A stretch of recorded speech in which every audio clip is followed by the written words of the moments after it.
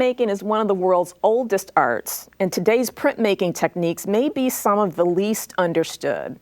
Our reporter Kelly Thomas visited two Somerville printmaking studios that are bringing artists together and keeping the process vibrant. Somerville is home to many artists, and among them are printmakers. While painters and sculptors can work on their own, printmakers need a variety of materials and hardware. That's why open studios like the Mixit print studios in Davie Square are essential for them. Mixit Print Studio welcomes local artists looking for both studio space and access to a press. Jane Goldman is one of the owners of the Mixit Print Studio. She's a painter, a printmaker, and a public artist. Mixit Print Studio opened its doors in 1987, and we serve the greater Boston printmaking community. It's really for artists who know how to work independently in our studio, and we have a range of people from just having graduated art school to some of the most well-known artists in our part of the country. So we have a wide range of people here. Joel Janovitz is a local artist working at the Mixit Print Studio. I've been coming here for 19 years. I come once a week and I do my printmaking.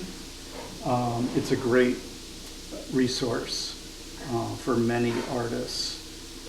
It's reasonable, it's clean, it's beautifully taken care of, and it's one of my pleasures of the week to come here each week. The day I met Janovitz, he was printing a monotype. A monotype can only be printed one time. It's a unique piece of art. Janovitz represents a living tree protected from heavy machinery by a barricade of dead trees.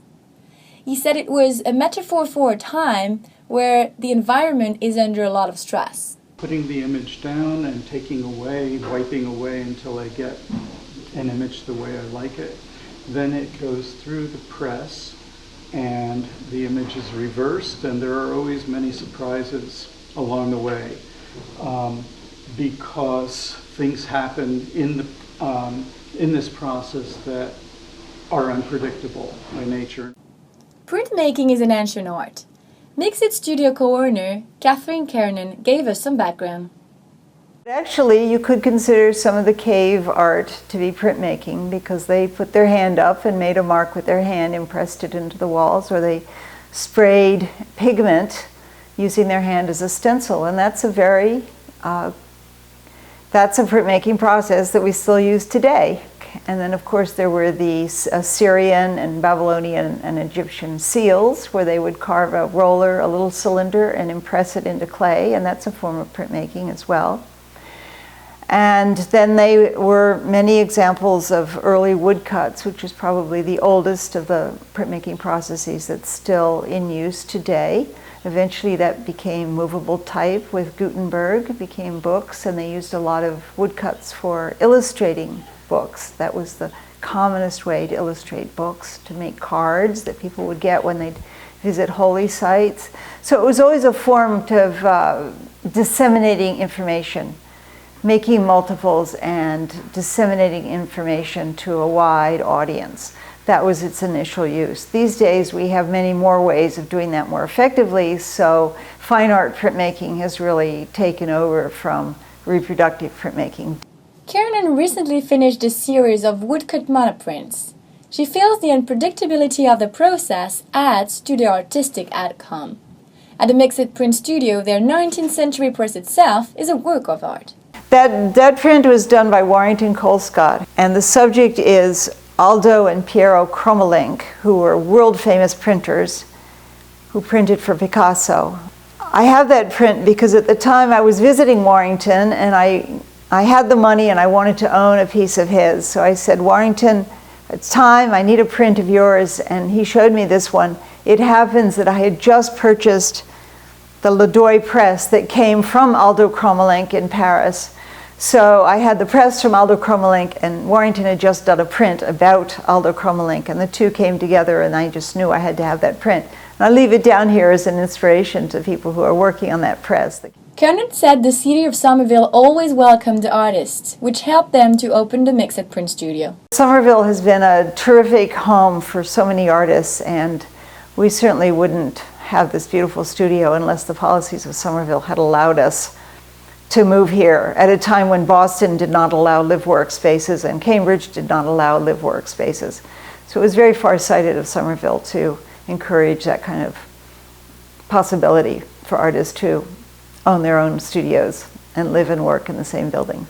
The Muscat Studio is another Somerville printmaking studio, specializing in the making of lithographs. Unlike monotypes, lithographs are a series of the same print. Carolyn Muscat, the studio owner, told us more about it.